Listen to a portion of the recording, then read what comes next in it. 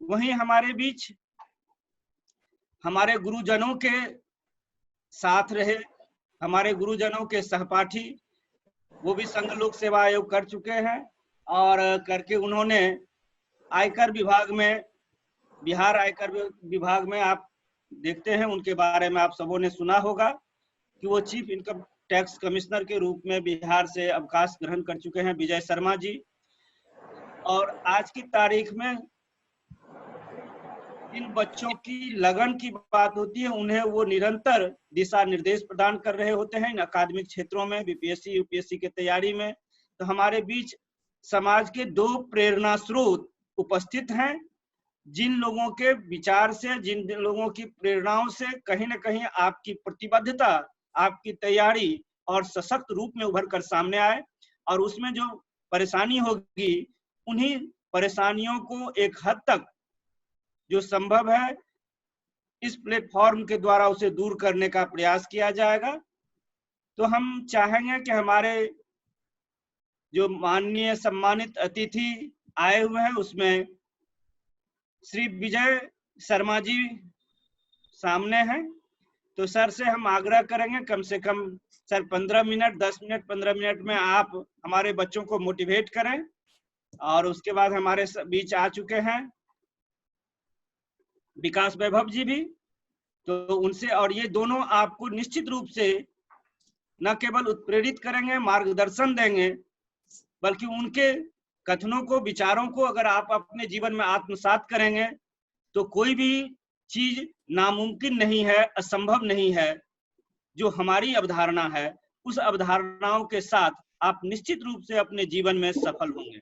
सफलता का पैमाना जो भी हो, जिस रूप में हो, लेकिन आपका जीवन आपके सफलता के मार्गदर्शन के जो प्रतीक ये हैं उसमें जीवन में एक निश्चित मकाम पाने में सहायक होंगे।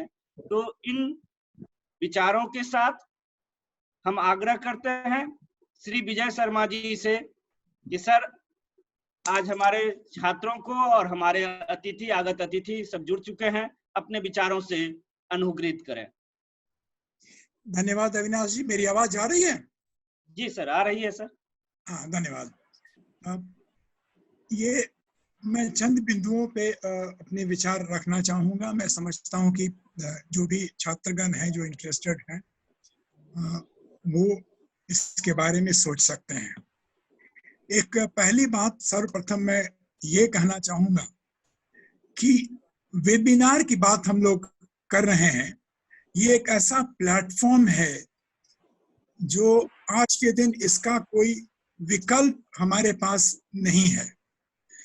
जिस कोरोना पीरियड से हम गुजर रहे हैं, ये कहा जा सकता है कि बाद में जब इतिहास लिखा जाएगा तो शायद ये कहा जाएगा कि एक जमाना था जब 50, 60, 100, 200 छात्र एक कमरे में बैठ करके और शिक्षकों से उनका लेक्चर सुना करते थे। शायद ये हिस्ट्री में की बात हो जाएगी। और इसलिए इस प्लेटफॉर्म का जो इस प्लेटफॉर्म की आवश्यकता है वो और अधिक बढ़ जाती है, क्योंकि हम एक नए नॉर्मल से अब गुजर रहे हैं। इस नॉर्मल में ज्यादातर लोग ऑनलाइन ही पढ़ाई कर पाएंगे, और इस विषय में मैं ये कहना चाहूँगा कि ये क्यों छात्रों के लिए बहुत जरूरी है। इसका एक तो है जैसा कि ये जो एस्टैब्लिश किया गया है इस संस्था को, तो यहाँ कई टीचर्स हैं जो आकर के और छात्रों को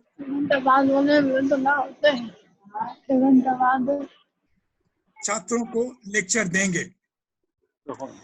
अब इसमें ये होता है कि छात्र चाहें तो किताबों से पढ़ सकते हैं, पर अक्सर किताबें जो होती हैं वो उसमें तथ्य वही होते हैं, पर हर ऑथर का एक अपना इंटरप्रिटेशन होता है, एक अपनी लीनिंग होती है। कई बार हम ये भी कहते हैं कि एक ऑथर का अपना एजेंडा होता है। पर हमारे जो शिक्षक हैं वो अपने एक्सपीरियंस से किताबों को पढ़ करके और उनका निचोड़ इकट्ठा करते हैं और वही वो अपने छात्रों को देते हैं।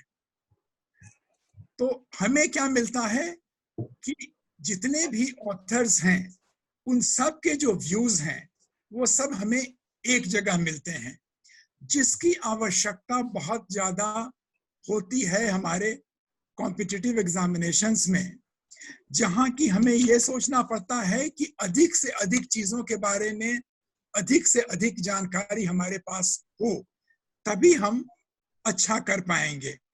और हम जो भी लिखें उसके बारे में जो आर्ग्यूमेंट्स हैं वो हर तरह के आर्ग्यूमेंट्स हमारे पास हों। उदाहरण के लिए मैं कहना चाहूंगा कि अशोक के बारे में कहा जाता है कि बड़े पैसिफिस्ट रूलर थे। तो अब ये पैसिफिस्ट रूलर थे और क्यों थे? कलिंग की लड़ाई के बाद उन्होंने अपने शस्त्र, उन्होंने कहा कि ये बहुत एडमिट किया कि ये बहुत बड़ी गलती हमसे हुई इस तरह के युद्ध में, लेकिन इसके बावजूद 1 लाख से अधिक प्रिजनर्स ऑफ वॉर कलिंग से लाए गए पाटलिपुत्र में। ये किस तरह का पैसिफिज्म था? या क्वेश्चंस कई बार आते हैं कि हिटलर की रिस्पॉन्सिबिलिटी वर्ल्ड वॉर 2 के लिए क्या थी? अब इसमें तरह तरह के आर्गुमेंट्स हो सकते हैं। हिटलर की रिस्पॉन्सिबिलिटी इतनी थी या इतनी थी, या बहुत कम थी या बहुत ज्यादा थी या टोटली थी। तो इन सब चीजें, ये सब चीजें किसी एक किताब में या 2 किताब में 3 किताब में नहीं मिल सकती हैं, पर शिक्षक जो आपको बताने आते हैं वो इन सब का सार आपको देते हैं। एक तीसरी चीज है इस वेबिनार से जो फायदा हो सकता है, बहुत से टीचर्स हैं जिनका एक्सपीरियंस बहुत ज्यादा है, जिनकी जानकारी बहुत ज्यादा है, पर वो बुजुर्ग हो चुके हैं, रिटायर्ड हैं, तो उनकी शिक्षा या उनकी सेवा आपको नहीं मिल पाती है यूनिवर्सिटीज में, कॉलेजेस में। पर इस तरह के प्लेटफॉर्म से अगर कोशिश की जाए तो जो उनका शिक्षण है वो भी हम प्राप्त कर सकते हैं उनको रिक्वेस्ट करके, और वो एक बहुत बड़ी उपलब्धि होगी छात्रों के लिए। तीसरी चीज है कि इसमें वो वैधता नहीं है कि आप जा करके कॉलेज में क्लास में बैठे अपने घर से आप उनका लेक्चर सुन सकते हैं, उसको रिकॉर्ड कर सकते हैं, जब चाहें आप उसे रेफर कर सकते हैं। और साथ ही साथ जो इंटरैक्टिव सेशन, जो कि बहुत जरूरी है, अगर इंटरैक्टिव नहीं होगा तो इसका इंपॉर्टेंस काफी कम हो जाता है। तो इंटरैक्टिव सेशन में जो सवाल छात्र लोग पुटअप करेंगे और जिसके जवाब उन्हें दिए जाएंगे, तो जो छात्र सवाल पूछता है और जो जवाब उसका दिया जाता है वो उसके साथ करीब करीब कई सवाल ऐसे होते हैं जो कि जीवन पर्यंत उनके साथ रह जाते हैं। तो उसके लिए और फिर कहीं पढ़ने की आवश्यकता नहीं है, वो आत्मसात कर लेते हैं। तो इससे और भी एक फायदा होता है छात्रों को कि जो सीखते हैं उसको रिपीट करने की आवश्यकता नहीं पड़ती है, कहीं लिखने की आवश्यकता नहीं पड़ती है, वो उनके जहन में, उनके दिमाग में वो रह जाता है। इसलिए इंटरैक्टिव सेशन बहुत इंपॉर्टेंट है। एक्सचेंज ऑफ व्यूज में उसमें होते हैं, कई आपके सहपाठी हैं जो कई सवालों के उत्तर दे सकते हैं, जो साझा कर सकते हैं जितने भी छात्र हैं उन सब के साथ। एक तीसरा है जो अब हम मोटिवेशन के बारे में बात करना चाहेंगे, वो ये है कि डिसाइड आपको करना है, और मेरे समझ से ये डिसीजन होना चाहिए शुरू में ही कि आप क्या करना चाहते हैं।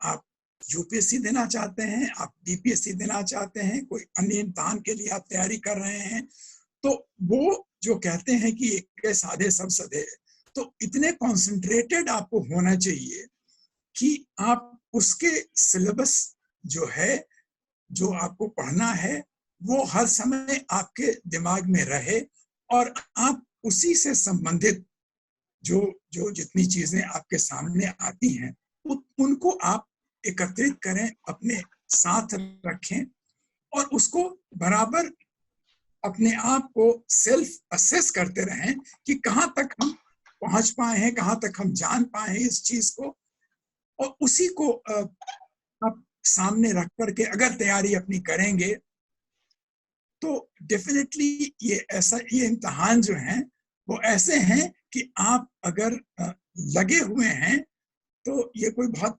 मुश्किल चीजें नहीं है। मैं देखता हूँ जो बच्चे तैयारी करके आते हैं वो नौकरी भी कर रहे हैं, तभी वो इम्तिहान दे करके और क्वालिफाई करके और इंटरव्यू में अच्छे नंबर लाते हैं। वो इसलिए कि वो फोकस्ड हैं। तो फोकस्ड रहना जरूरी है।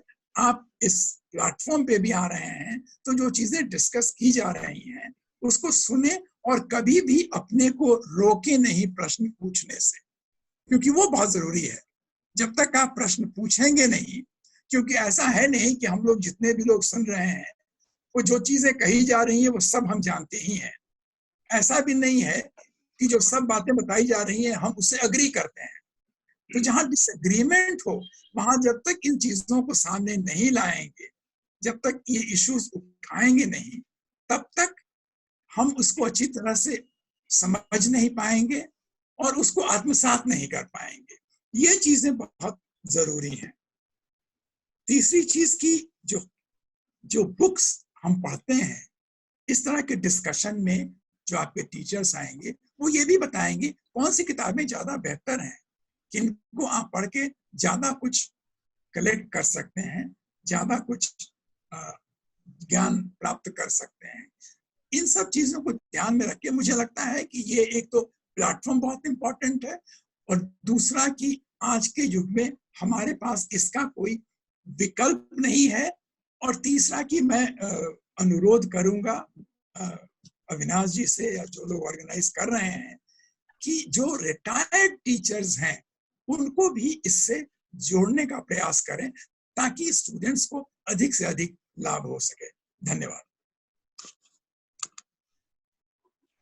धन्यवाद सर, आपके विचारों को, आपके सलाह को हम जरूर पालन करेंगे।